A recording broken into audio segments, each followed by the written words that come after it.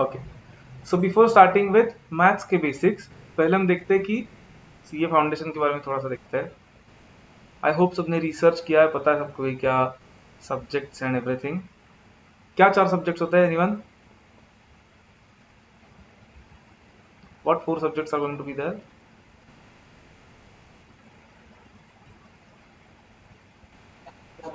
Accounts, maths and stats, correct, eco correct, and law and BCR नाम का subject है। Okay, हाँ मतलब बिजनेस स्टडी जैसा नहीं, वो है बिजनेस एंड कमर्शियल नॉलेज। उसमें ना आपको स्पेशली इंग्लिश होने वाला है, तो ग्रामर एंड थोड़ा सा रीडिंग कॉम्प्रिहेंशन वाला पार्ट एंड एवरीथिंग। उसमें से accounts paper is going to be descriptive, law and BCR paper is going to be descriptive. Descriptive मतलब आप 11 12 में जैसे प्रॉपर लिखते हो वैसे, whereas in maths and stats and eco papers are going to be MCQs। MCQs मतलब 4 options होंगे, उसमें से आपको टिक करना है करेक्ट वन, दैट्स इट। ठीक है, every paper is going to be of 100 marks. तो ये अकाउंट्स और लॉ का तो ठीक है, 100 मार्क्स का है। मैथ्स एंड स्टैट्स में you have 100 MCQs, okay, 100 questions. And किसी को पता है क्या मार्किंग स्कीम क्या होगी इसकी? करेक्ट क्वेश्चन आया तो how many you get, wrong question आया तो क्या होता है? करेक्ट के लिए +1, रॉन्ग के लिए करेक्ट -2.5। 2.5 आयुष? अच्छा, मतलब 2 मार्क्स माइनस करने के। हाँ हाँ, 0.25। 2 मार्क्स माइनस करने को बोले क्या आयुष उनको, कि रॉन्ग आया तो? 0.25, हाँ। 0.25 मतलब 1/4 मार्क विल बी सब्ट्रैक्टेड, मतलब 4 क्वेश्चन रॉन्ग आए तो 1 मार्क कट होगा। एंड पासिंग क्राइटेरिया क्या होता है फाउंडेशन का, anyone? Correct, subject wise at least 40 and total, correct, very good, above 50%। Subject wise minimum 40, total minimum 50%। Okay, but obviously इस पे एम करके तो नहीं चलना है हमें। You have to aim at, हमारे लिए तो पासिंग मतलब हम तो क्लास में ऐसा ही बोलते हैं कि हर एक सब्जेक्ट मिनिमम 80, टोटल में मिनिमम 80%, दैट्स ठीक है। हमारे लिए पासिंग क्राइटेरिया कंसिडर करना है, क्योंकि आई होप 11 12 में ऐसे 11 12 में 35% पासिंग होता है, तो आप 35% का एम नहीं रखते, राइट? तो फाउंडेशन में भी ऐसा एम नहीं रखना है। बहुत सारे लोग करते हैं कि चलो 40 मिले बस हो गया, डोंट दैट। ठीक है, अब मैथ्स पे आते हैं, मैथ्स के बारे में डिस्कस करते हैं थोड़ा सा। पहले क्या क्या होने वाला है, देन विल स्टार्ट विद एकदम basic basic points. First of all, maths is a subject जहाँ पे बहुत सारे लोगों को इशू आता है, बिकॉज कुछ लोगों को 11 12 में मैथ्स नहीं होता फर्स्ट ऑफ ऑल, कुछ लोगों को मैथ्स अच्छा नहीं लगता है। तो ऐसे सारे केसेस है, तो डोंट वरी, मैथ्स इतना भी डिफिकल्ट नहीं होने वाला है। मतलब एक तो फाउंडेशन के बाद सीए कोर्स में मैथमेटिक्स ऐसा सब्जेक्ट नहीं आएगा कभी, प्लस फाउंडेशन में भी जो मैथ्स है वो सिर्फ हमारे लिए जो रिलेवेंट है उतना ही है। जैसे कि आपको स्कूल में होता था ज्योमेट्री, ट्रिग्नोमेट्री, ओके, आपको लगता है क्या कि ये फाइनेंस में, कॉमर्स में यूजफुल होगा ज्योमेट्री ट्रिग्नोमेट्री वगैरह? नो, राइट, क्या करना है हमें ट्रिग्नोमेट्री का, ज्योमेट्री का, straight lines, planes and everything. So ये सब पार्ट में नहीं होने वाला है। We are only going to deal with algebra basically, and statistics जो बहुत इंपॉर्टेंट है हमारे लिए। एंड और एक पार्ट है तीसरा which is called as logical reasoning. तो 40 marks part is mathematics, then logical reasoning का पार्ट है 20 मार्क्स, एंड स्टैटिस्टिक्स का पार्ट होता है अगेन 40 मार्क्स। लॉजिकल रीजनिंग में क्या होता है, जैसे कि किसी ने स्कॉलरशिप एग्जाम्स वगैरह दिए होंगे शायद, या स्कूल में, तो आपने सिर्फ ब्लड रिलेशंस, फिर directions, north east west south, फिर ऑड मैन आउट फाइंड करना, ऐसे क्वेश्चंस होते हैं लॉजिकल रीजनिंग में। तो logical reasoning part is relatively easy. Statistics and maths are the main parts 40 marks के। ओके, किसी को फाउंडेशन के स्ट्रक्चर के बारे में अगर डाउट है तो बोलो, कि मतलब कैसे होता है एग्जाम, क्या होता है, इसके बारे में डाउट है किसी को? रजिस्ट्रेशन तो, हाँ, बोलो बोलो बोलो। हम्म हम्म, मतलब फाउंडेशन की एग्जाम या फाउंडेशन के बाद? फाउंडेशन की एग्जाम बोल रहे हो, ओके। तो यही होता है, सी 4 पेपर्स होता है, they are conducted on 4 days, एक एक दिन का गैप होके 4 पेपर्स कंडक्ट करता है। Every paper is of 100 marks, like I said accounts और लॉ तो 100 मार्क्स डिस्क्रिप्टिव है, मतलब प्रॉपर रिटर्न पेपर होता है। Whereas maths and economics MCQ paper होते हैं, उनमें करेक्ट आंसर दिया तो 1 मार्क मिलता है, रॉन्ग आंसर आया तो 1/4 मार्क कट होता है। अगर सॉल्व नहीं किया तो क्या होता है, पता है किसी को? सॉल्व ही नहीं किया तो एक आधा कोई क्वेश्चन छोड़ दिया हमने तो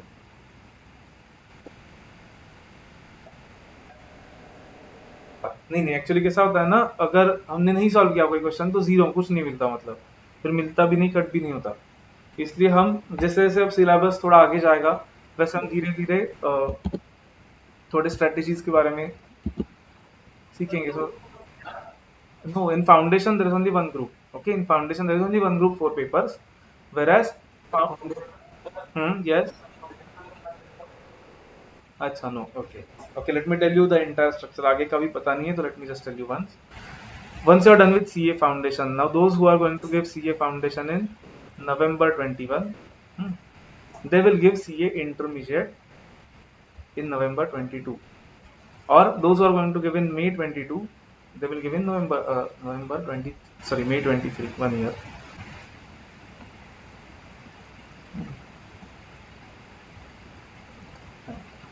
Then in CA inter you have two groups, okay, you have two groups and four subjects in each group, okay. In foundation it is nothing like that, in foundation आपको सिर्फ 4 ही पेपर है, that's it,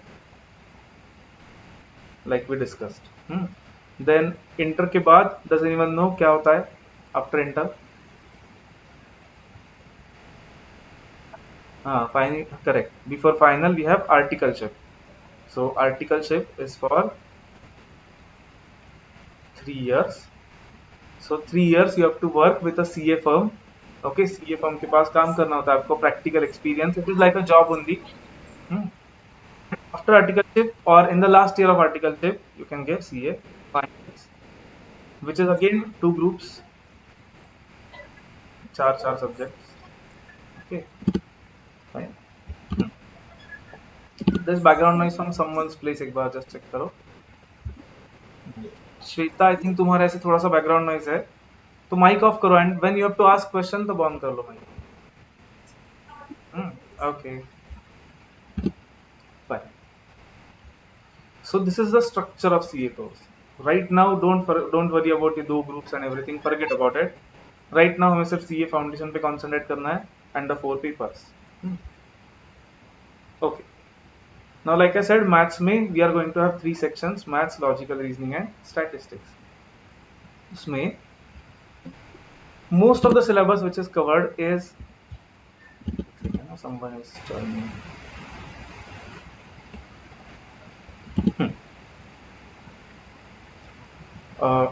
Most of the part which is covered in this is up to your 10th standard and plus your 11th and 12th standard syllabus, okay. But our approach is going to be entirely different, मतलब अब हम 11th 12th के जैसा नहीं करने वाले हैं, अलग अप्रोच होने वाला है हमारा, because understand, even if you don't have maths in 11th 12th, there is no reason to worry, because जिनको maths है 11th 12th में उनको भी ये नया लगने वाला है. Why? Till 11th and 12th, or right now you're in 12th, so you have to solve everything, right? You have to write the answer step by step. So do you think foundation में we have to do that? ऐसा करना है क्या foundation में हमें? No, not at all, right? In fact, foundation में we have to not, we have to skip the steps, okay? जितने steps possible है skip करना, we have to skip it. Directly answer लाने का ट्राई करना, या फिर ऑप्शन से जाके आंसर लाना, गोइंग बाय ऑप्शंस, या फिर कैलकुलेटर यूज करके फास्ट आंसर लाना is very important, and that is why for maths specially calculator is very important. I mean अगर एग्जाम में विदाउट कैलकुलेटर गए सपोज गलती से, तो फिर वापस आना पड़ेगा आपको immediately. That is how much important is the calculator, okay. So calculator and using it in a very fast way is very important. Now why fast? Because let's सी, ये कितने लोगों को पता है, ओके, अपने फाउंडेशन सिलेक्ट किया तो research भी किया होगा शायद. How much time do you have for accounts in exam to write 100 marks paper? शायद पता हो.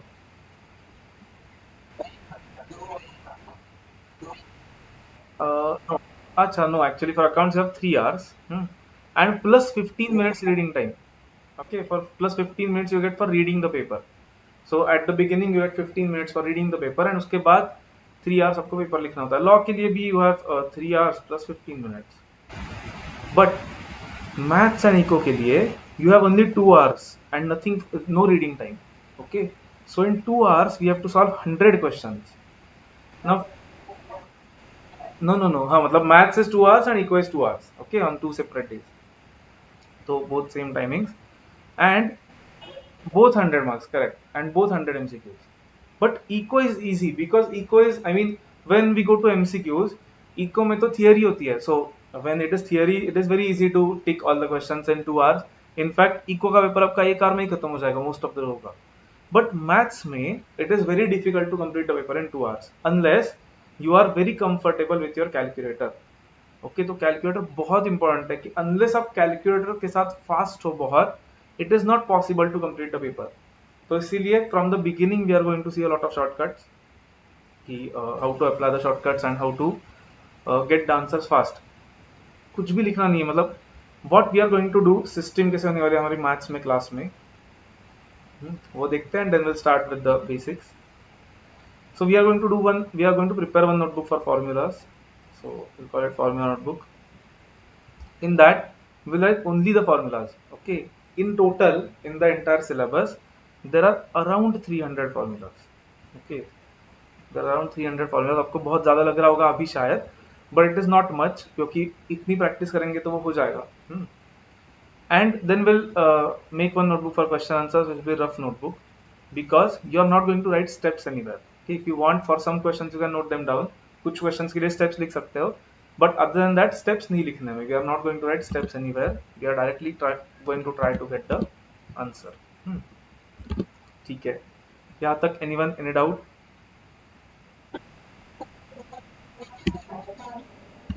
Yes, like I said, okay. In maths and eco, when you get correct answer, you get +1 mark. When you get wrong answer, 1/4 mark is deducted.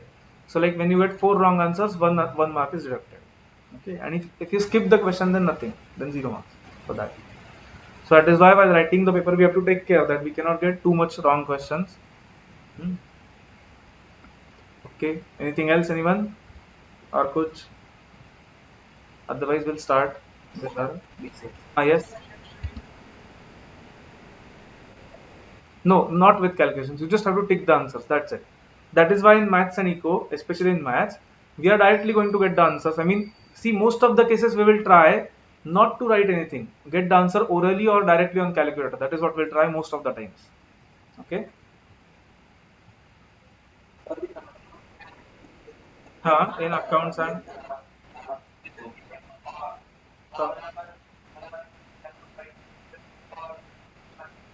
In accounts and law, you're saying remaining two papers. Okay, so accounts paper will be like your 11th 12th paper. Okay, but obviously level of difficulty is higher than 11th 12th. So you have to solve the questions properly, like NPO, partnership, final accounts and everything. So 11th 12th combined chapters are going to be there in accounts, whereas law is a new subject for you. Law में generally case study type questions होते हैं. So in law we'll study different types of law. Companies कैसे work करते हैं, companies act. Partnership firms कैसे work करते हैं, partnership act. Then contracts कैसे वर्क करता है बिजनेस में, उसके लिए कॉन्ट्रैक्ट एक्ट. ऐसे लॉज हम पढ़ेंगे लॉ में. For SP students this will be helpful to some extent. Yes, law. Okay, because आपने कंपनी के बारे में पढ़ा होगा. जब कंपनीज एक्ट में जाएंगे हम तो आपको ये थोड़ा सा इजी जाएगा. Yes, anyone else? Someone was saying something, कोई बोल रहा था कुछ.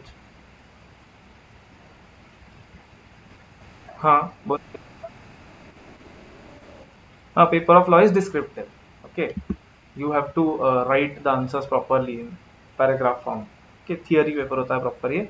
And generally case study type questions आते हैं कि मतलब direct questions ही पूछते हैं law से, and थोड़े case studies मतलब situations देते हैं आपको and you have to write कि what will happen in that situation. तो लॉ तो आपके लिए सबके लिए नया है एकदम, तो आपको समझेगा धीरे धीरे once we start with contract act. एकदम प्रैक्टिकल सब्जेक्ट है।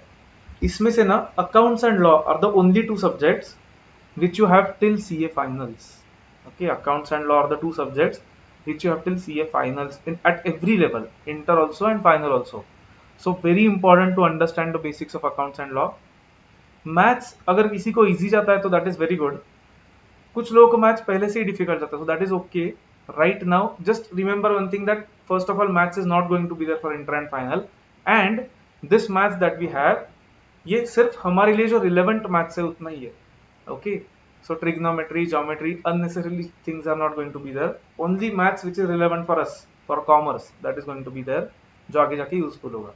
Economics is easy when it is MCQ, क्योंकि थियरी सब्जेक्ट को एमसीक्यू मतलब क्या फिर, लाइक आई सेड, एक आर में पेपर देके बाहर आते हैं लोग इको का। और कुछ किसी को डाउट स्ट्रक्चर में, सिलेबस मतलब मैथ्स में कुछ?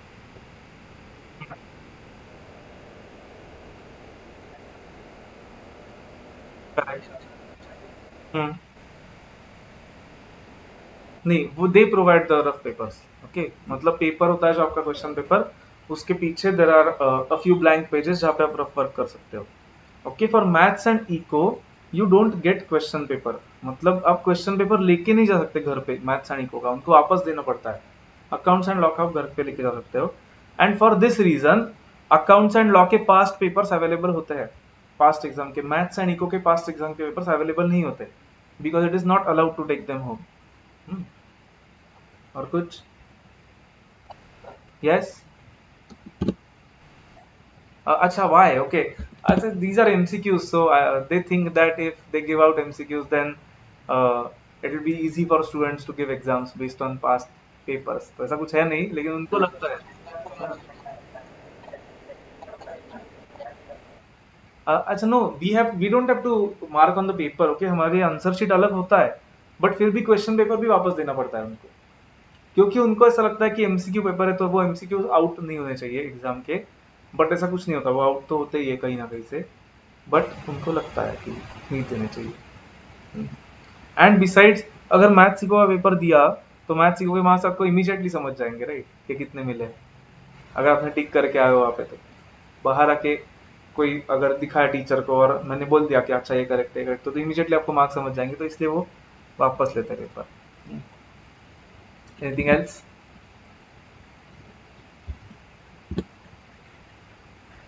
ठीक है, इफ नॉट तो थोड़ा सा बेसिक से स्टार्ट करते हैं।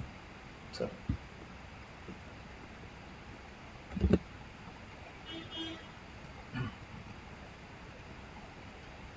अब मैथ्स में क्या क्या चैप्टर्स है, क्या सीखना है, वो मैं आपको बताऊंगा बाद में धीरे धीरे। Right now we are going to see such things जो हमें हर एक चैप्टर में यूजफुल होने वाले हैं, जो आपने पहले सीखे, 10th तक शायद सीखा होगा कभी ना कभी। Like first thing that everyone must know is types of numbers.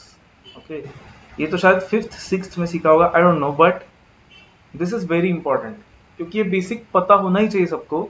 Like for example, okay, अब आप एक काम करो, मतलब अभी से एक फॉर्मूला नोटबुक बनाओ या फिर एक separate notebook low, and what ever I am saying, मतलब कुछ एकदम ऐसे नोट्स नहीं निकालने हैं, सिर्फ शॉर्ट में लिखना है बस, so that what is the purpose of this formula notebook, so that before the exam, okay, in half hour you can revise everything.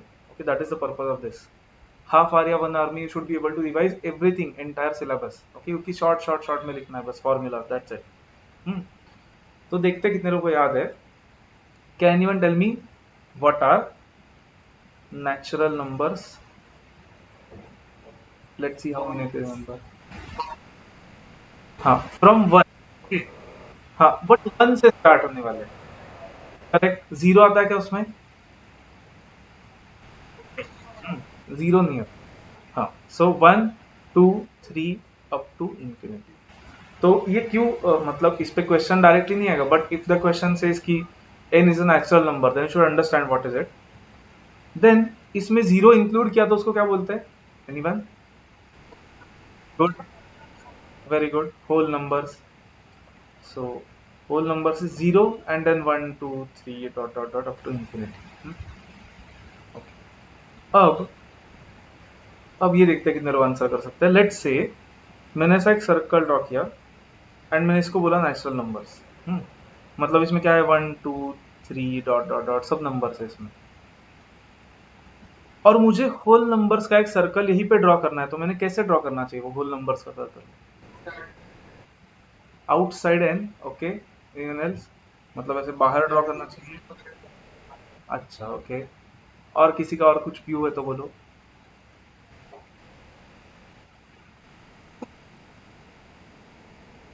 मतलब उस सर्कल में सिर्फ जीरो नहीं है ना, उस सर्कल में ये भी सब आना चाहिए एंड प्लस जीरो भी आना चाहिए एक्स्ट्रा। करेक्ट। तो कहाँ से कहाँ पे जाना चाहिए वो डायग्राम? अच्छा, यूनियन मतलब ऐसा करके भी नहीं चलेगा। क्यों? क्यों देखो, अगर मैंने ऐसा ड्रॉ किया तो उसका मतलब क्या, कि कुछ होल नंबर्स है जो नेचुरल नहीं है, लेकिन ऐसा है क्या? या फिर कुछ नेचुरल नंबर्स है जो होल नहीं है, ऐसा भी तो नहीं है, राइट? तो कहने से यही ड्रॉ करना बेटर होगा जो पहले बोला था आपने। देखो, अगर मैंने होल नंबर्स ड्रॉ किया तो उसमें 1 2 3 अप टू इंफिनिटी तो आया ही, एंड एक्स्ट्रा क्या आना चाहिए उसमें?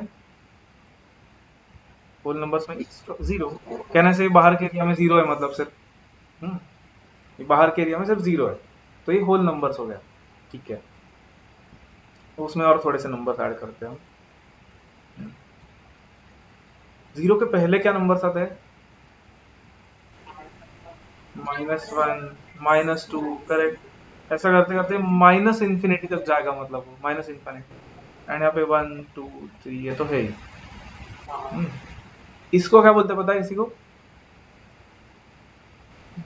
हाँ, नहीं, integers, someone said integers is correct, okay. इसको बोलते हैं इंटीजर्स। इंटीजर्स मतलब क्या? Whole numbers plus negative numbers. अब तक हम फ्रैक्शंस पे गए क्या? 1.5 2.5 से नंबर देखे क्या हमने अब तक? No, so we have not seen that anywhere. But integers मतलब क्या? होल नंबर्स प्लस निगेटिव वाले नंबर्स, नॉट फ्रैक्शंस।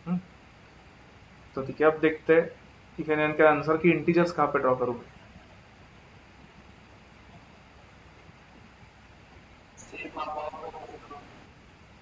ओके, उसके भी बाहर डज एवरीवन एग्री कि यहाँ पे ड्रॉ करना चाहिए? देखो, इंटीजर्स।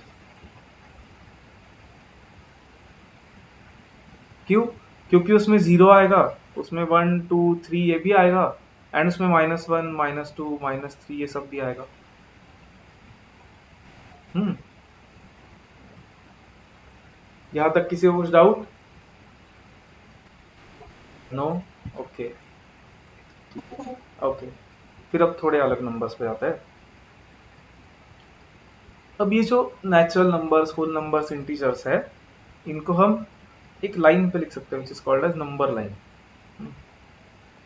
0 1 2 3।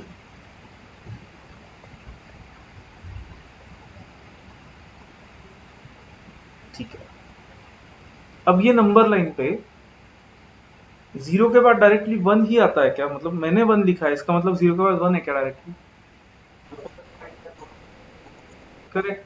पॉइंट में कोई भी डिजिट्स हो सकते हैं बीच में, जैसे कि 0 और 1 बीच में 0.5 हो सकता है, 0.7 हो सकता है, 0.0006 हो सकता है, कुछ भी हो सकता है।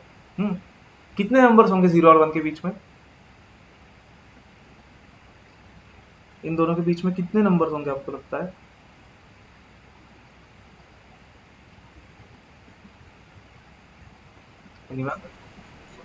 करेक्ट, इनफाइनाइट नंबर्स हो सकते हैं। व्हाई? बिकॉज 0.1 0.01 0.001 0.0001 कितने पे ऐड करते जा सकते हैं हम इन्फिनिटी तक? तो 0 और 1 के बीच में भी बहुत सारे नंबर्स है, तो उनको भी तो लेना पड़ेगा हमें, वो हमने दिया ही नहीं अब तक, right? So let's see what we can do with this. Now someone tell me 1/2 is how much in decimal points? 1 को 2 से डिवाइड कर लो, 0.5, करेक्ट। अब कैलकुलेटर भी करके देख सकते हो। 1/3 इज हाउ मच? करके देख सकते हो कैलकुलेटर पे, 1/3। ओके, तो समवन, हाँ, 0.333, राइट? 0.333 तो स्टॉप नहीं होता, वो 3333 ऐसे ही आता रहेगा। ठीक है। फिर जैसे कि 4/5 कितना होता है?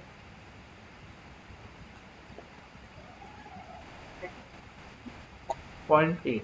ओके, और एक बोलता हूँ, व्हाट इज 8/7?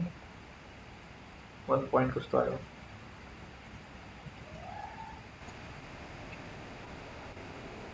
142857 के बाद अगर अपने कैलकुलेटर पे देखा ना, तो वापस 142857 142857 ऐसे ही आएगा। हम्म, हाँ, मतलब ये नंबर आता है 1.142857 1428571 ऐसे ही, तो वो रिपीट होता है, उसको रिकरिंग बोलते हैं हम, राइट? तो 1.142857 रिकरिंग ऐसे आ रहा है। ठीक है, मतलब ये दोनों नंबर है ना, ये एंड ये क्या हो रहा है, देख रहे हैं, स्टॉप हो रहा है नंबर्स, मतलब 0.5 के बाद स्टॉप हो रहा है वो नंबर, 0.8 के बाद स्टॉप हो रहा है वो नंबर। वेरस ये नंबर स्टॉप होगा क्या, बोलो? करेक्ट, वो रिकरिंग है, मतलब रिपीट होगा, तो उसको हम ऐसे लिखते हैं जनरली, 0.3 लिख के ऊपर लाइन करते हैं। तो ये स्टॉप नहीं हो रहा है, क्या हो रहा है, रिपीट हो रहा है। ये नीचे का भी स्टॉप नहीं हो रहा है, रिपीट हो रहा है। फाइन। लेकिन अब और एक नंबर बोलता हूँ आपको, आप कैलकुलेटर पे कर सकते हो इसको। 2 का स्क्वायर रूट कितना आता है, देखो कैलकुलेटर पे 2 और स्क्वायर रूट कर सकते हो, 1.41। एंड वो आगे देखो, ऐसे रिपीटिंग पैटर्न कुछ लग रहा है क्या उसमें? आगे जब 44142, फिर ऐसे आगे तक देखो, और कुछ रिपीट हो रहा है क्या, बोलो? डिफरेंट डिफरेंट नंबर से रिपीट हो रहा है कुछ? नहीं। Nothing is getting repeated. फिर अपने आपको ये पाई पता होगा, पाई का वैल्यू था 3.1415 समथिंग समथिंग समथिंग। ये भी कभी रिपीट नहीं होता है। ओके, मतलब ये नंबर जो है ना, वो स्टॉप भी नहीं हो रहा है एंड रिपीट भी नहीं हो रहा है। ओके, ये सब नंबर समझे सबको, ये 6 नंबर्स, फिर उनको डिफाइन नाम देते हैं कुछ तो हम।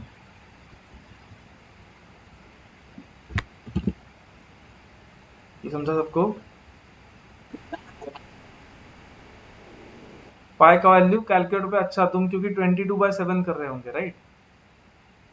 अच्छा, 22/7 is not exact value of pi. 22/7 ये राउंडेड ऑफ अप्रोक्सीमेशन होता है, जो आप स्कूल में सीखते हो। ओके, उसका exact value is 3.1415 and it does not stop, it goes on for ever. वो रिपीट भी नहीं होता, स्टॉप भी नहीं होता। Okay, fine, just second. तो ये जो नंबर्स आइदर स्टॉप होते हैं, हाँ हाँ, जो स्टॉप और रिपीट होते हैं ना, उनको क्या बोलते हैं वो देखते हैं पहले। जो नंबर स्टॉप होते हैं या फिर रिपीट होते हैं, उनको बोलते हैं rational numbers. Rational numbers, rational numbers मतलब नंबर्स विच आइदर स्टॉप या फिर they repeat, they are called as rational numbers. अब उनमें ऐसा हो रहा है क्या, देखो केयरफुली एकदम। ये जो 1/2 है ना पहला, उसमें ये 1 एक इंटीजर है एंड 2 भी एक इंटीजर है। Is it correct? दोनों इंटीजर थे,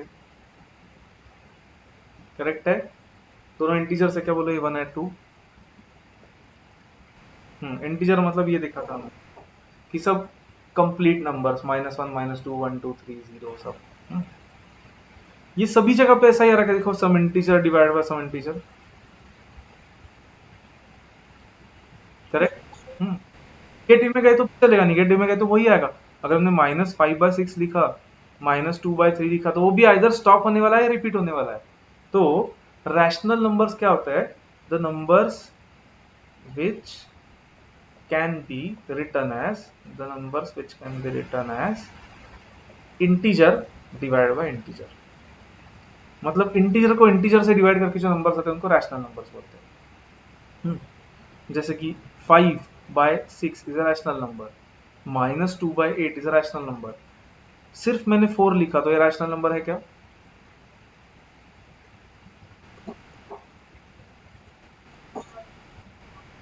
यस या no?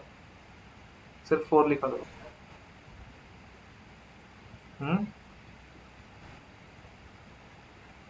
Is this a rational number और नॉट?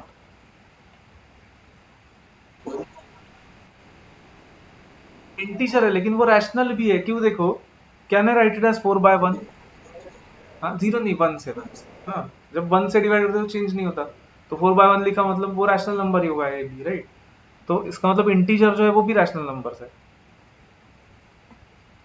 तो ठीक है, फिर इससे ना हमें वो सर्कल में हम ऐड कर सकते हैं कुछ, मतलब देखो ये जो इंटीजर्स है वो भी रैशनल नंबर्स आ रहे हैं एंड प्लस कुछ एक्स्ट्रा नंबर्स आ रहे हैं फ्रैक्शंस वाले। तो आप ही बोलो रैशनल नंबर्स का सर्कल कैसे ड्रॉ करूँ?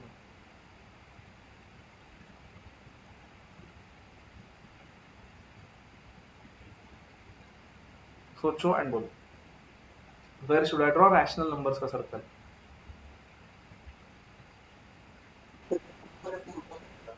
इंटीजर्स के भी बाहर होगा, दैट इज करेक्ट। देखो सबको समझा गया, क्योंकि ये जो इंटीजर्स है ना वो भी तो रैशनल नंबर्स है ही, 1/1, 2/1, 3/1 एंड प्लस कुछ एक्स्ट्रा नंबर्स फ्रैक्शंस भी आएंगे इसमें, जैसे कि 1/2, 2/5 dot dot dot infinite numbers होंगे, तो इनको बोलेंगे rational numbers.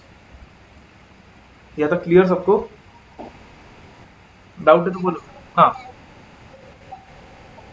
Sorry, can you repeat? अच्छा, जीरो भी रैशनल नंबर है, क्यों देखो, can I write zero also as 0/1? Right, zero को किसी से भी डिवाइड करो जीरो ही रहता है, इनफैक्ट उसको 0/5 भी लिख सकता हूँ, कुछ भी लिख सकते हैं हम। Got it? हाँ, तो इसलिए जीरो भी रैशनल नंबर होता है। अब और भी किसी को डाउट है तो बोलो, अदरवाइज। हाँ बोलो, सॉरी, कैन यू रिपीट? 5/0, अच्छा। अब ये एक थोड़ा सा स्पेशल केस है, लेट्स हमने 5/0 किया, बोथ आर इंटीजर्स, बट बोलो ये क्या है? इसका वैल्यू, हाँ, इसका वैल्यू होता है नॉट डिफाइंड, क्यों? क्योंकि जीरो से डिवाइड ही नहीं कर सकते हम किसी नंबर को। अगर हम ऐसे करने गए कि 5 को जीरो से डिवाइड करने गए, तो मुझे बोलो जीरो को कितने से भी मल्टीप्लाई करो, 5 आने वाला है क्या कभी? नहीं, हम ऐसे डिवाइड करते हैं, नॉर्मल स्कूल में ऐसे डिवाइड करते थे। तो मुझे बोलो अगर जीरो, मतलब क्या करते हैं हम कि जीरो को कितने से मल्टीप्लाई किया तो 5 आएगा, वो लिखेंगे ना। तो जीरो को मल्टीप्लाई करने से 5 आने वाला है क्या कभी? नो। सो ये जो नंबर है ना, दिस इज नॉट डिफाइंड, इसलिए यहाँ पे दैट इज वेरी गुड, यहाँ पे और एक कंडीशन लिखते हैं कि this should not be equal to zero. ये जो डिनोमिनेटर है ना, इसको बोलते हैं न्यूमरेटर, बोलते हैं denominator, so denominator should not be equal to zero. Good, ये करेक्ट है, ठीक है। फिर अब जो नंबर्स रैशनल नहीं है, मतलब ये देखो, ये √2 या पाई, ये नंबर्स क्या होते हैं, स्टॉप भी नहीं होते, रिपीट भी नहीं होते, तो उनको बोलते हैं इरैशनल नंबर्स। इरैशनल नंबर्स को डिफाइन ही ऐसे करते हैं कि वो स्टॉप भी नहीं होते, रिपीट भी नहीं होते। स्टॉप होना मतलब टर्मिनेट होना, तो उनको बोलते हैं नॉन टर्मिनेटिंग, क्योंकि वो स्टॉप नहीं होते। एंड रिपीट होना मतलब रिकरिंग, सो इसलिए उसको बोलते हैं non recurring, non terminating and non recurring. जैसे कि √5, पाई, एक ई नाम का नंबर हम आगे देखेंगे बहुत एंड में, एंड में कुछ चैप्टर्स में। तो ये से numbers are irrational numbers, they are not, मतलब ये पाई पाई, ओके, सर्कल्स में ज्योमेट्री में सीखा होगा ना आपने कहीं भी। पाई इतना नहीं आएगा हमें कभी सिलेबस में, एक ही जगह पे आने वाला है सर, नॉट मच। ओके, किसी को कुछ डाउट?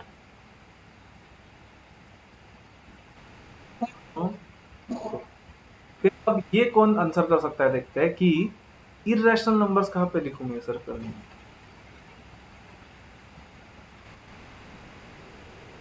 हाँ, वेरी गुड।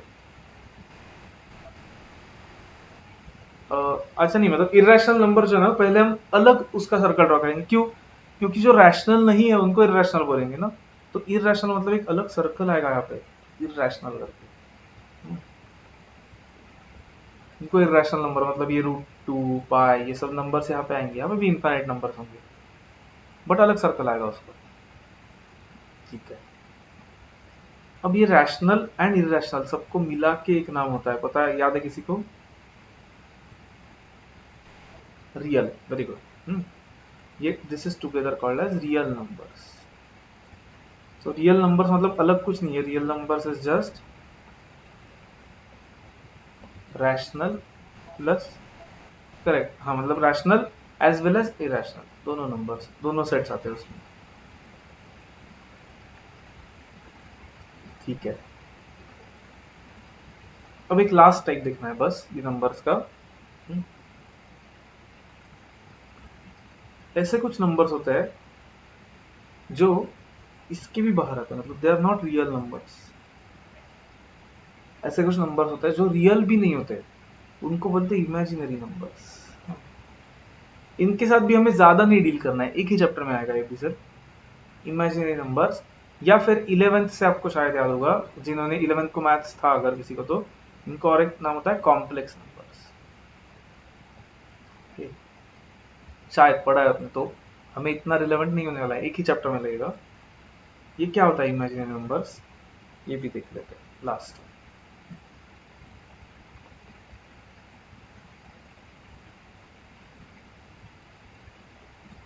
ओके, मुझे बोलो 2 का स्क्वायर क्या होता है? बिकॉज 2 इंटू 2 राइट, हाँ, तो 2 इंटू 2 4 होता है, इसलिए हम ऐसा बोलते हैं कि 4 का रूट है 2। Is it correct? ठीक है, वैसे ही हम बोलते हैं कि 9 का रूट 3 है। क्यों बोलते हैं ऐसा? क्योंकि 3 इंटू 3 किया तो 9 आता है, इसलिए। करेक्ट। और एक ऐसा भी हो सकता है कि 4 का रूट -2 भी हो सकता है। क्यों? क्योंकि -2 को -2 से ही मल्टीप्लाई किया तो भी 4 ही आता है, देखो, माइनस माइनस कट होके। तो इसलिए 4 के रूट को -2 भी बोल सकते हैं हम, दो आंसर्स आते हैं उसके। वैसे ही 9 का रूट जो है वो हम -3 भी बोल सकते हैं, क्योंकि -3 into -3 is also 9। If I ask a question now, what is root of -4? मतलब ऐसा कौन सा नंबर है जिसको खुद से मल्टीप्लाई किया तो -4 आएगा? एनीवन? हाँ मतलब ऐसा हुआ तो ऐसा कोई नंबर आ सकता है क्या? दैट इज माई क्वेश्चन, कि ऐसा कोई नंबर है क्या कि जिसको खुद से ही मल्टीप्लाई किया तो हमें -4 आंसर मिलेगा? बट फिर -2 एंड 2 ये अलग नंबर्स हुए ना, हमें सेम होने चाहिए दोनों नंबर्स। -2 इंटू 2 आता है -4, बट प्रॉब्लम इज वो अलग नंबर्स हो गए फिर। हाँ, अच्छा, इसको डिफाइन नहीं कर सकते, करेक्ट। देखो क्या होगा प्रॉब्लम, यहाँ पे मैंने 2 और 2 लिया, तो पॉजिटिव पॉजिटिव नंबर तो ये -4 नहीं आएगा, +4 ही आएगा, तो इसका कुछ फायदा नहीं। -2 लेके भी फायदा क्या कुछ है? कुछ फायदा -2 नहीं, +4 ही आएगा, क्योंकि माइनस माइनस भी प्लस ही होता है, तो इसका भी फायदा नहीं। और -2 और 2 नहीं लिख सकते क्योंकि वो दो अलग नंबर्स हो गए, हमें सेम नंबर आना चाहिए वहां पे। मतलब फिर कहना से ऐसा नंबर ही नहीं है जो यहाँ पे लिख सकते हैं, सो दैट ये -4 आंसर आएगा। करेक्ट, ऐसा नंबर ही नहीं है, हमने देखा ही नहीं ऐसा कोई नंबर जिसको खुद से मल्टीप्लाई किया तो विल गेट -4। इसलिए ऐसा नंबर जो है ना, square root of -4, square root of -9, square root of -1, इनको बोलते हैं कॉम्प्लेक्स नंबर्स या इमेजिनरी नंबर्स। बिकॉज हमारे रियल नंबर्स में ऐसे कोई नंबर्स होते ही नहीं है जिनका स्क्वायर किया तो -4 आता है। ये नंबर्स हमें इतने भी आने नहीं वाले हैं, एक ही चैप्टर में लगेगा सिर्फ इमेजिनरी नंबर का कंसेप्ट, वो भी एकदम सिंपल है, कुछ भी मतलब ज्यादा डिटेल में नहीं जाना है इस नंबर्स में, क्योंकि हमारे फील्ड में ये रिलेवेंट नहीं है। हम्म, तो इनको बोलते हैं कॉम्प्लेक्स नंबर। तो कॉम्प्लेक्स नंबर जो लास्ट पार्ट था, कॉम्प्लेक्स नंबर्स, उसको हम ऐसे डिफाइन कर सकते हैं कि it is square root of negative numbers. तो निगेटिव नंबर का, अगर निगेटिव नंबर है उसका स्क्वायर रूट लिया तो इसको कॉम्प्लेक्स नंबर बोलते हैं या इमेजिनरी नंबर बोलते हैं। फाइन। एक बार सब लोग बोले मुझे कि यहाँ तक क्लियर है क्या सबको? Okay good.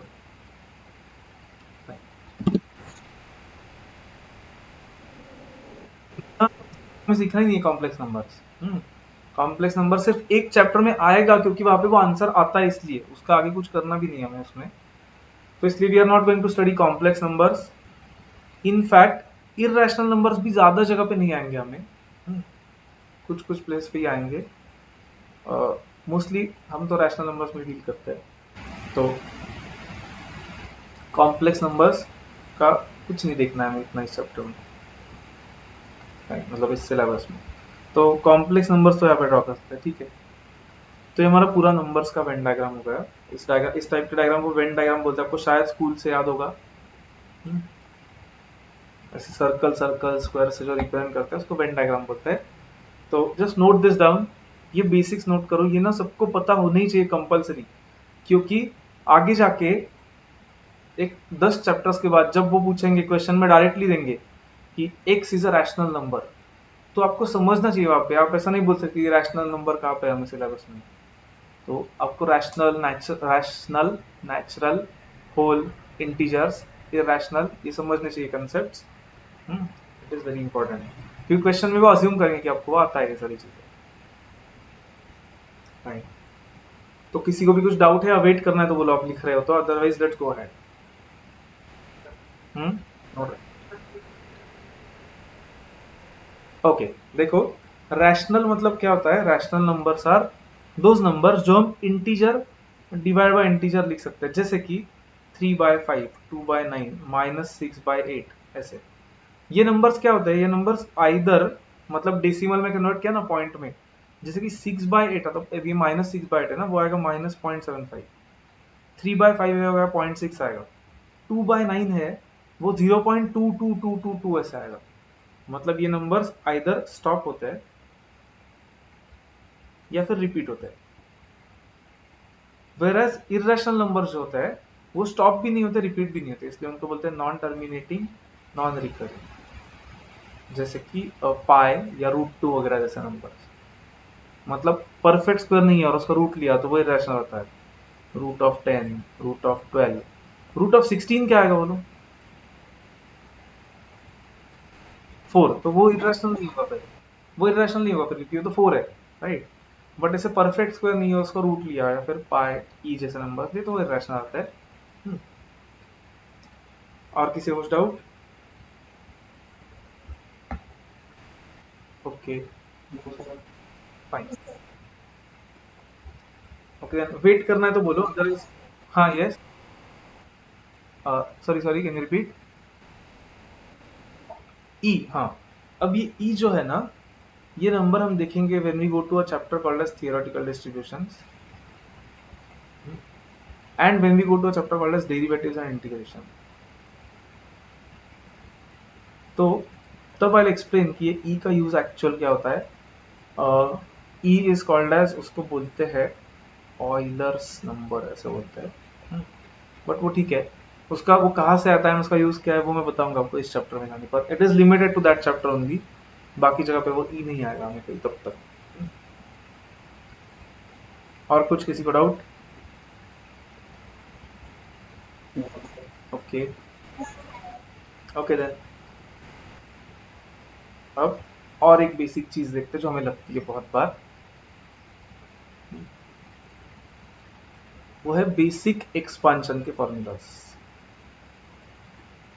बेसिक एक्सपांशन के फॉर्मूलाज, जैसे कि what is a plus B bracket square?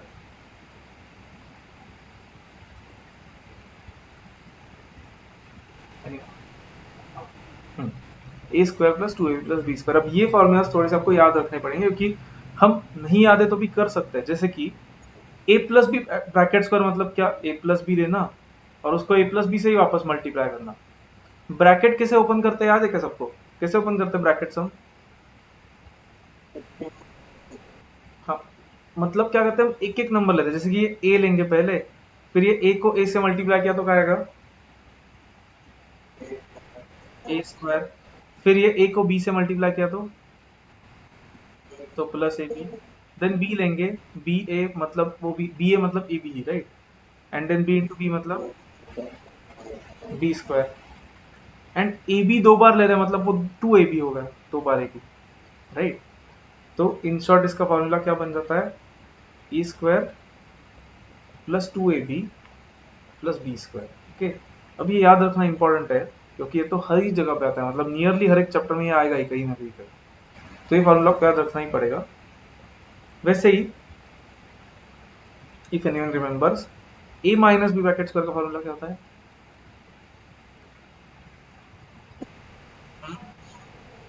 Correct, सिर्फ ये बीच का टू भी निगेटिव हो जाएगा। हम्म,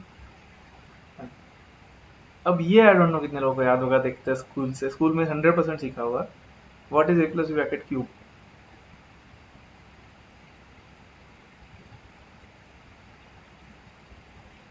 एनीवन,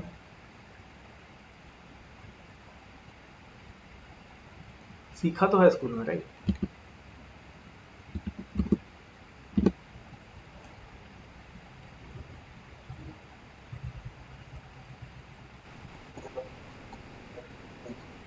हम्म, अच्छा ओके, इतना ही नहीं होता है, देखो ऐसा होता है, A cube plus, let's write it in this form, 3a square B plus 3ab square plus B cube. Okay, remembering this,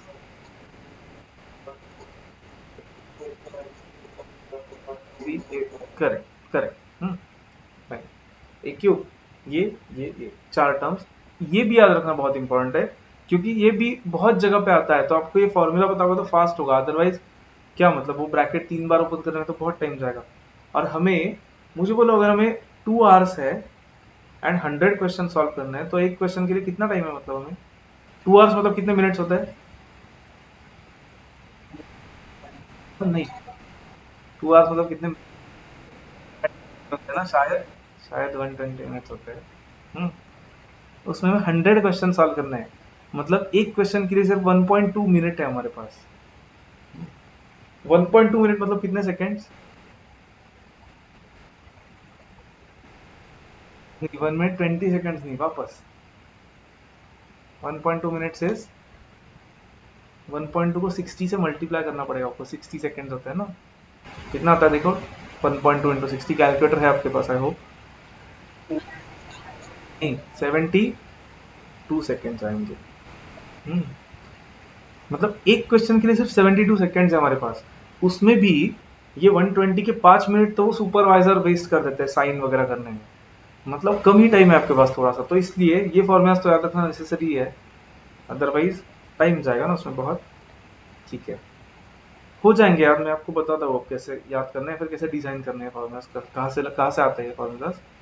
मुझे बोलो a minus B bracket cube में क्या करते हैं, पता है किसी को, पहला पॉजिटिव लेना है, नहीं अब कैसे लेना है, देखो सेकंड जो है ना, हाँ -3 स्क्वायर बी आगे, ओके ठीक है बोलता हूँ, देखो क्या करना है, पहला पॉजिटिव ही रखो, दूसरा प्लस का माइनस कर दो, फिर तीसरा प्लस ही रखो, एंड अगेन प्लस का माइनस कर दो। ये चार फॉर्मूलाज याद रखना बहुत इंपॉर्टेंट है, याद हो जाएंगे आपको क्योंकि इतने बार आएंगे कि वो याद हो ही जाएंगे सबको कंपलसरी। ये अपने स्कूल में सीखे हैं, करेक्ट, सबने कहीं ना कहीं।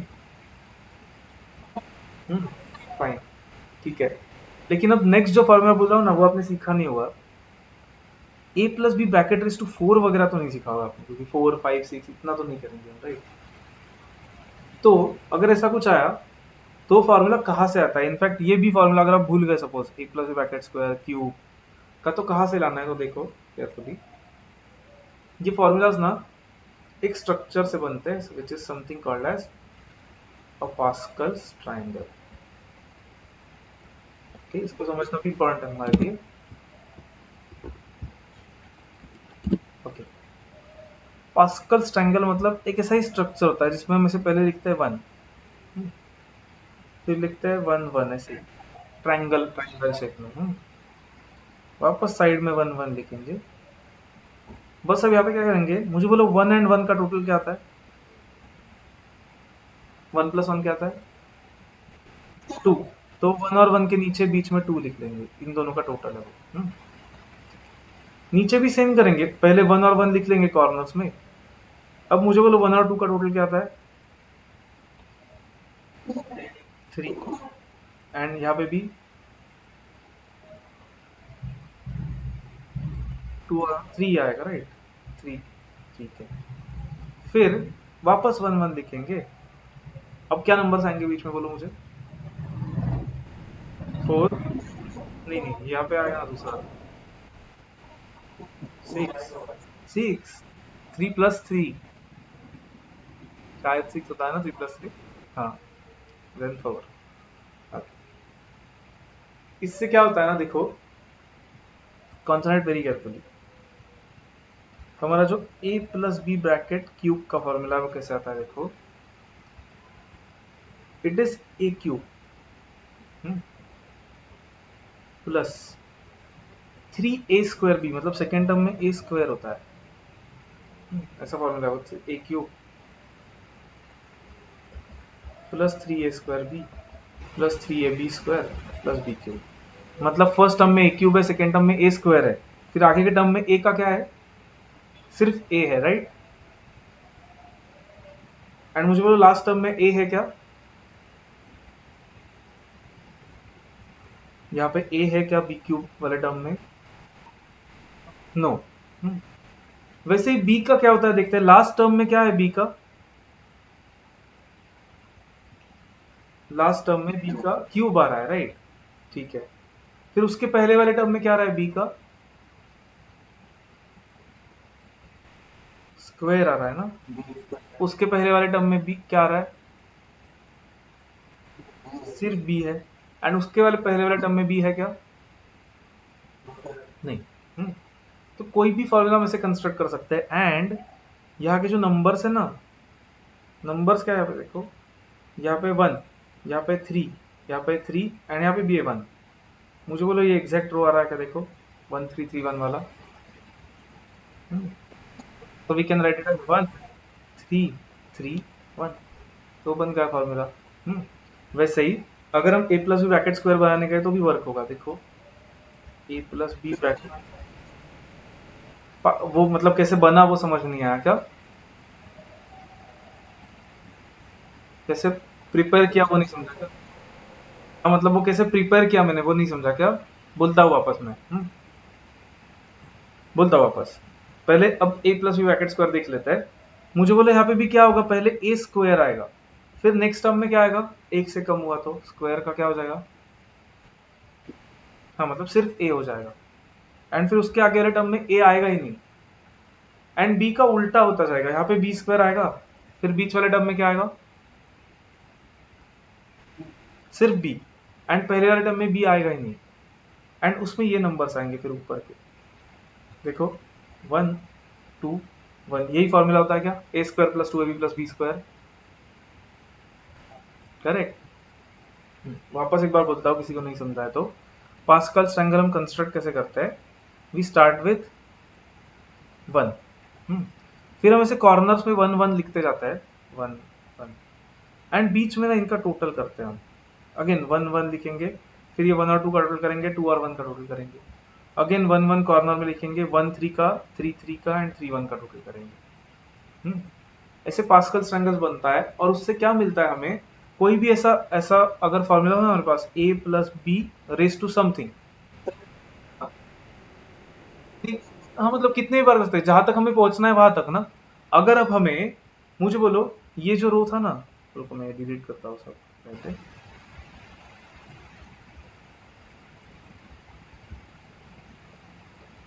अब देखो ये जो रो है, इससे हमें a plus B bracket square के नंबर्स मिल रहे हैं, करेक्ट?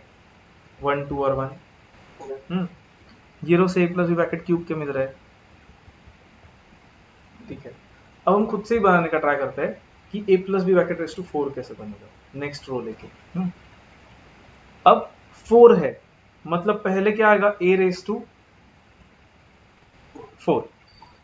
फिर नेक्स्ट टर्म में एक एक कम करते जाओ, a का क्या होगा? 4 का क्या होगा? 3। उसके आगे टर्म में a स्क्वायर, उसके आगे सिर्फ ए, एंड उसके आगे ए होगा ही नहीं लास्ट टर्म में। फाइन। वैसे ही बी को स्टार्ट करते हैं उल्टा, यहाँ पे क्या आएगा, B raise to 4, then 3, then यहाँ पे बी, हाँ देन यहाँ बी स्क्वायर, राइट,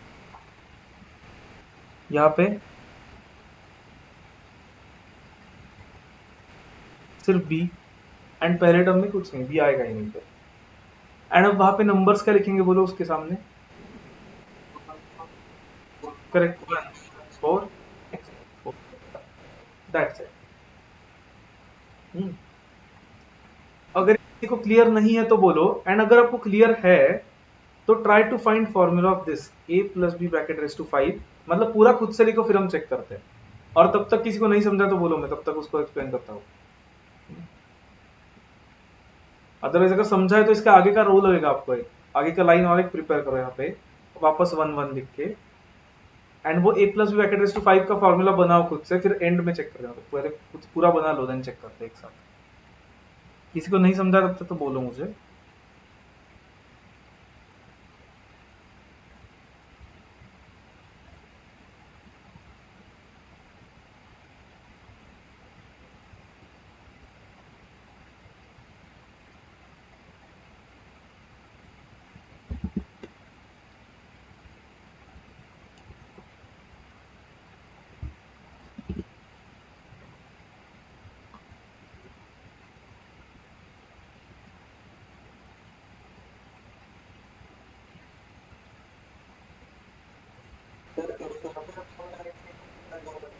हाँ, स्ट्रक्चर क्या होगा, 1, देन आगे का क्या,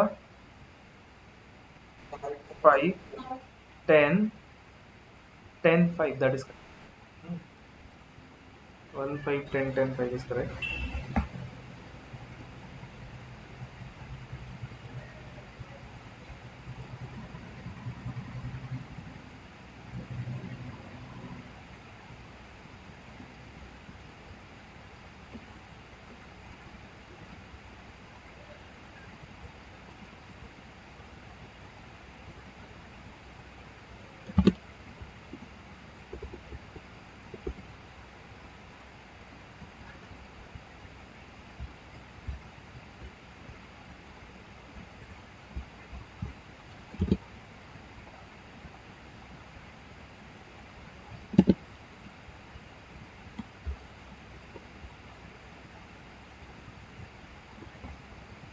ओके, अगर आप में से कोई फाउंडेशन के व्हाट्सएप ग्रुप पे नहीं है तो मुझे अभी बोल के रखो, क्योंकि फिर मीटिंग एंड होने के बाद I not be able to end you. This is anyone new, बोल के रखो मुझे।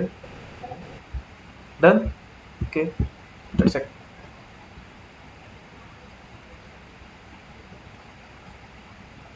ओके, मैं लिखता हूँ, सब लोग चेक करो।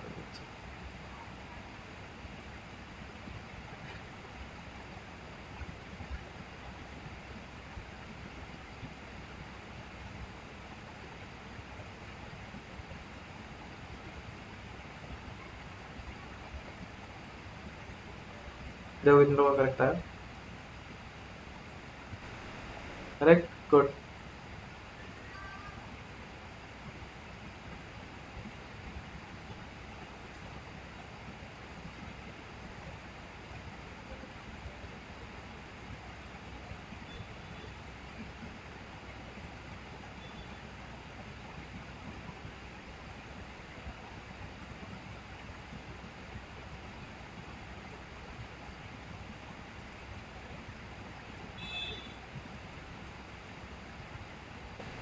Correct, good. आया सबका करेक्ट? नहीं आया किसी का तो बोलो, I explain. Yes, good good. If anyone has not got it let me know, no issues. And एक याद रखो, यहाँ पे अगर माइनस आया ना कभी, a minus B raise to 5, तो सिर्फ क्या करना है, पहले को पॉजिटिव ही रखना है, एंड अल्टरनेट माइनस प्लस देते रहो। लाइक ये माइनस होगा, फिर ये प्लस ही रहेगा, ये माइनस होगा, ये प्लस ही रहेगा, ये माइनस होगा, दैट्स इट। तो ये पास्कल्स एंगल्स एंड ये बनाते आना, अगर याद रहा आपको तो दैट इज वेरी गुड। कभी कभी ऐसा सिचुएशन आया तो आप सॉल्व कर पाओगे। करते नहीं बैठना पड़ेगा आपको वो मल्टीप्लाई। एंड पास्कल ट्रायंगल से हमें और एक चैप्टर मिलेगा, हमें एक चैप्टर है called as permutations and combinations. तो तब वहां पे जाने पर हमें वापस लगेगा पास्कल ट्रायंगल। ठीक है। इसके साथ और एक होता है जो बहुत कॉमन है, ये क्या होता है इसको a plus B A minus B, इनके जैसा नहीं है, अलग है फॉर्मूला। नहीं आते तो मल्टीप्लाई करके बोलो, मतलब मल्टीप्लाई करके देखो और फिर बोलो आंसर। हाँ हाँ, दैट इज करेक्ट।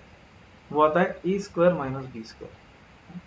ये भी एक याद रखने जैसा है क्योंकि ये बहुत बार आता है तो शॉर्ट में हो सकता है फिर हमारे कैलकुलेशन इसके वजह से। तो बस ये 5 formulas remembering them is very important expansion वाले जो है। एंड ये ट्राइंगल का कंसेप्ट याद रखो बस, मतलब कोई भी आया आगे तो आप कर पाओगे, या फिर ये भी भूल गए तो कर पाओगे। Okay?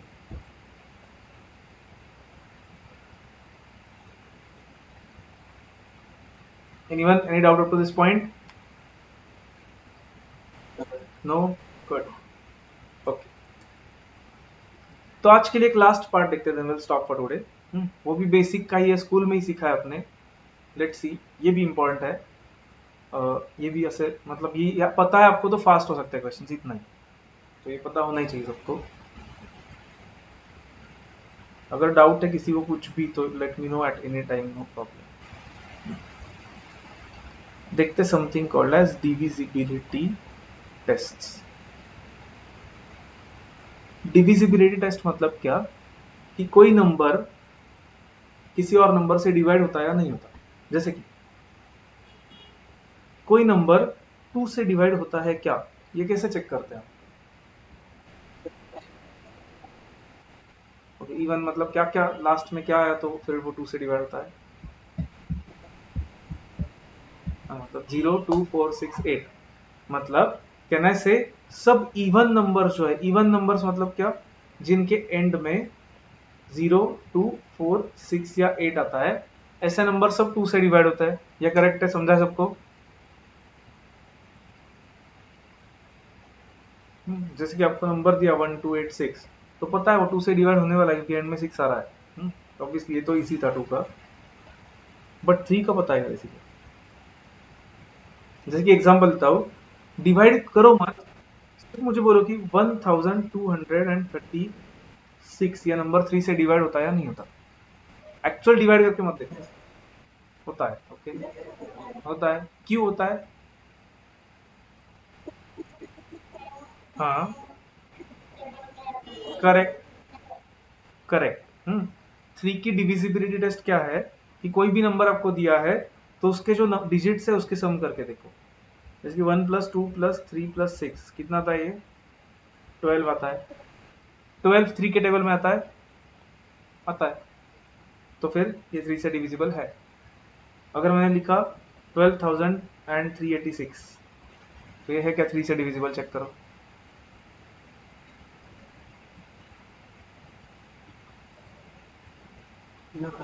नो, टोटल क्या आता है 20 आता है शायद, राइट। तो ये नहीं है 3 से डिविजिबल। तो 3 की डिविजिबिलिटी टेस्ट क्या है, सम ऑफ डिजिट्स, मतलब डिजिट्स का sum total should be divisible bye 3, मतलब 3 के टेबल में आना चाहिए, तो फिर वो नंबर 3 से डिवाइड होता है। तो आपको पता होगा ना, तो थोड़े से कैलकुलेशन फास्ट हो जाते हैं फिर आपके बहुत, मतलब एंड एग्जाम में तो हमारे लिए वो मैटर करता है। एंड कुछ कुछ टेस्टों में लगते ही क्वेश्चन सॉल्व करने के लिए। 4 का देखते किसको याद है।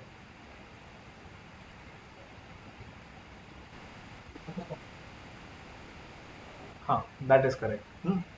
4 के टेबल के लिए क्या करना होता है हमें, 4 के डिविजिबिलिटी के लिए, फॉर एग्जांपल मैंने नंबर दिया 12,36,044, तो सिर्फ इतना ही चेक करना है कि लास्ट के 2 डिजिट जो है, मुझे बोलो 44 को 4 से डिवाइड होगा क्या, होगा। तो ये नंबर को भी 4 से डिवाइड होगा। बस इतना ही चेक करना है कि last 2 digits should be divisible bye 4। और एक एग्जांपल देता हूँ, मुझे बोलो ये 4 से डिवाइड होगा क्या।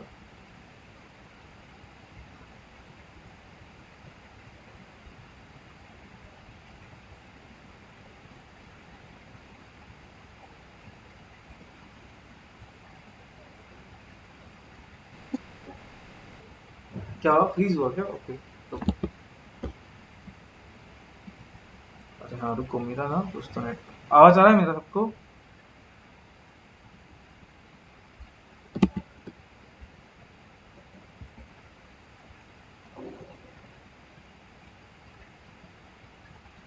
लास्ट टू डिजिट चेक करो सर, 54 को डिवाइड होता है क्या? नहीं, करेक्ट, दैट मींस ये नंबर भी 4 से डिवाइड नहीं होगा, दैट्स इट। ठीक है, चलो 10 तक देखना है मैं बस, 7 का नहीं देखना है उसमें बीच में। 5 का तो बहुत इजी है, कैसे चेक करेंगे 5 से डिवाइड होता है क्या? Correct, and, correct, so the number ends with 0 और 5। अगर एंड में 0 और 5 आ रहा है तो ही 5 से डिवाइड होगा, दैट्स इट, और कुछ नहीं देखना है उसमें, तो ये तो बहुत इजी है। 6 का डजंट इवन रिमेंबर, 6 का पता है किसी को?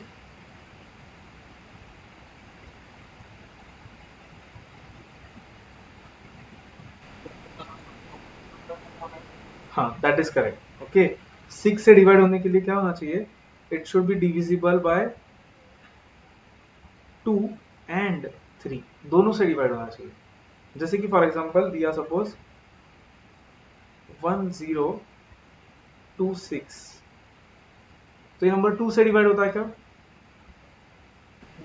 होता है कि इवन है? 3 से होता है क्या, चेक करो। होता है, तो फिर ये नंबर 6 से भी डिवाइड होगा।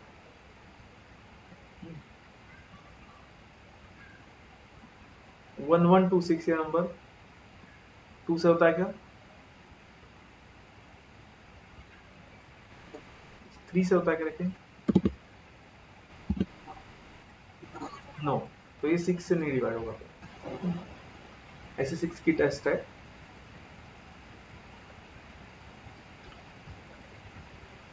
7 की टेस्ट देखने जैसे नहीं है, क्योंकि वो उसमें वो टेस्ट करने में ज्यादा टाइम जाता है, उससे अच्छा तो हम सॉल्व कर सकते हैं 7 के। इसलिए 8 एंड 9 का टेस्ट देखना है बस, दैट्स इट। 8 का पता है किसी को तो बोलो।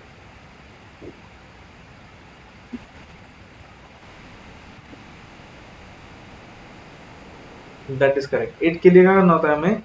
लास्ट के 3 digits should be divisible bye 8। जैसे कि अगर ऐसा क्वेश्चन दिया 12,388, तो बस 388 को डिवाइड करके देखना है कि उसको डिवाइड होता है क्या 8 से।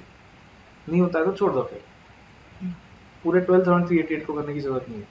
अब ऑब्वियसली कैलकुलेटर होगा हमारे पास, तो कैलकुलेटर पे पूरा ही डिवाइड करके देख सकते हैं, लेकिन कहीं ना कहीं लग सकता है क्वेश्चंस में। होता है क्या है, बोलो कोई तो मुझे।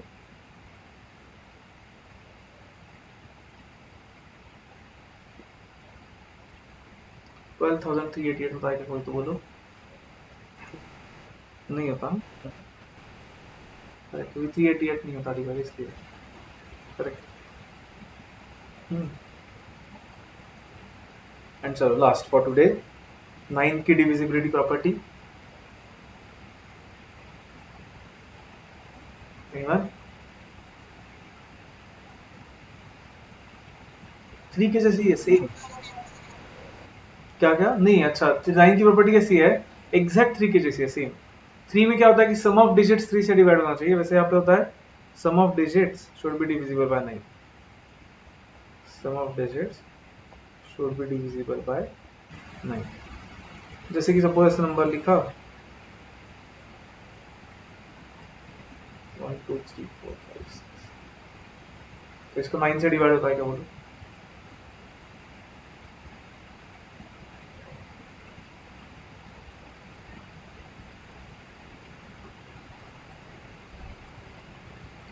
क्या होता है डिजिट्स का सम?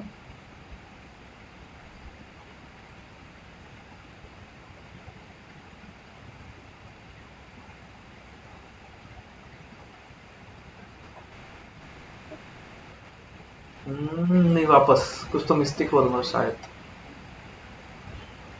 सम, हाँ 45 आता है सम, दैट इज करेक्ट। देखो एक बार, 45 9 से डिवाइड होता है क्या? होता है, ये नहीं होता।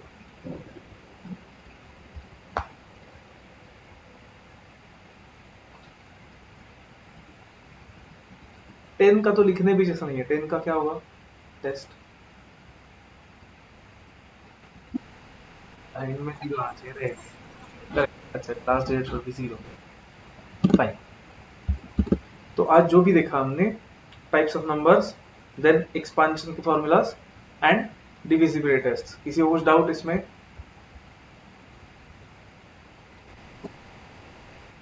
What about seven? हाँ, अब लाइक आई सेड, सेवन की जो डिविजिबिलिटी प्रॉपर्टी है वो कॉम्प्लिकेटेड है, एंड उससे अच्छा है कि वो डिविजिबिलिटी प्रॉपर्टी लगाने से अच्छा है कि उसको डिवाइड करके देखो, कम टाइम लगेगा। That is why we don't use seven की डिविजिबिलिटी प्रॉपर्टी। वैसे ही 13, 17 ऐसे जो नंबर्स हैं उनकी डिविजिबिलिटी प्रॉपर्टीज ज्यादा कॉम्प्लिकेटेड है, तो हम यूज। हाँ, यस। सॉरी सॉरी, मेरा आवाज नहीं है, वापस एक बार बोलो। अच्छा, 11 की बोलता हूँ। हाँ यस, तैनी बोलो क्या? स्क्रीन नहीं दिख रहा है? ओके, वापस रुको, रीशेयर करता हूँ मैं। बेटा रीशेयर इट वंस। 11 की अच्छी होती है, 11 की डिविजिबिलिटी टेस्ट भी कभी ना कभी लग सकती है। याद है किसी को 11 की टेस्ट क्या आती है? सपोज ऐसा नंबर दिया 3 4,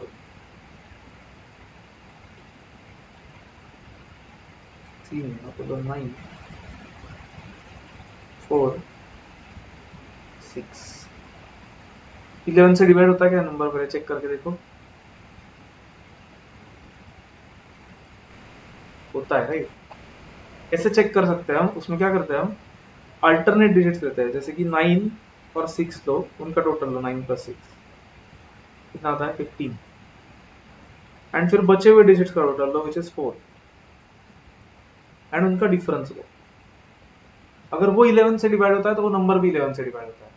जैसे कि अगर मैंने एक बड़ा नंबर दिया, ये इतना लगेगा नहीं हमें कभी, जैसे कि मैंने एक बड़ा नंबर दिया सपोज 33 5 8 9, रुको मैं कैसे 11 से डिवाइड होने वाला नंबर देता हूँ कुछ।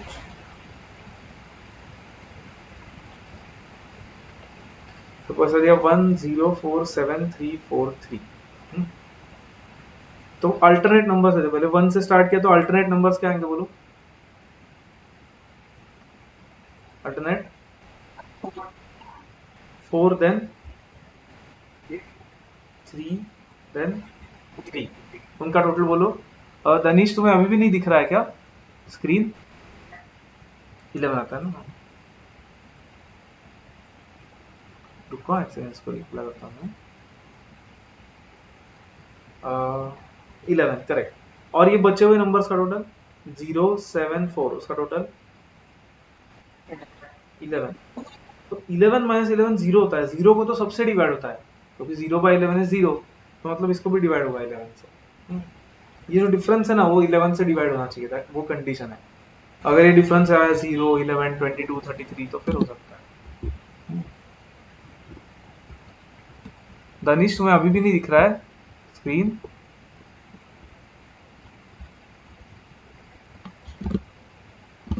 ओके, अभी नहीं दिख रहा है, ओके ठीक है। ठीक है, नो प्रॉब्लम। ये जो लास्ट वाला पार्ट है, वैसे भी ये लेक्चर मैं अपलोड करने वाला हूँ दानिश, तो तुम्हें वो पार्ट देख सकते हो। And right now let's stop anyway. तुम्हें सुनाई दे रहा है ना आवाज? हाँ, ओके ओके, ठीक है। तो किसी को कुछ डाउट है आज के इसमें तो मुझे बोलो। हम्म, इसके आगे की प्रॉपर्टीज हमें जनरली लगते नहीं है। नो। तो कल हम क्या देखने वाले समझ लो। Tomorrow we are going to study, एक तो फ्रैक्शंस को ऐड कैसे करते हैं, जो अपने स्कूल में किया होगा, बहुत लोग भूलते हैं, इसलिए फाइनल के लोग भी इसमें मिस्टेक करते हैं, जैसे कि 5/8 प्लस 3/9, ऐसी चीजें ऐड कैसे करते हैं। देन कैलकुलेटर पे इनको ऐड कैसे करते हैं, कैलकुलेटर पे थोड़े से फास्ट एडिशन सब्ट्रैक्शन कैसे करने हैं वो देखना है। कैलकुलेटर पे कुछ बटन एक्स्ट्रा, उसका यूज थोड़ा सा देखना है हमें। ये सारी चीजें हम कल देखेंगे। अब क्लास के बारे में let me tell you, just a second, so let me stop the recording first. तो कल ये सब देखेंगे, and then will be done with the P6।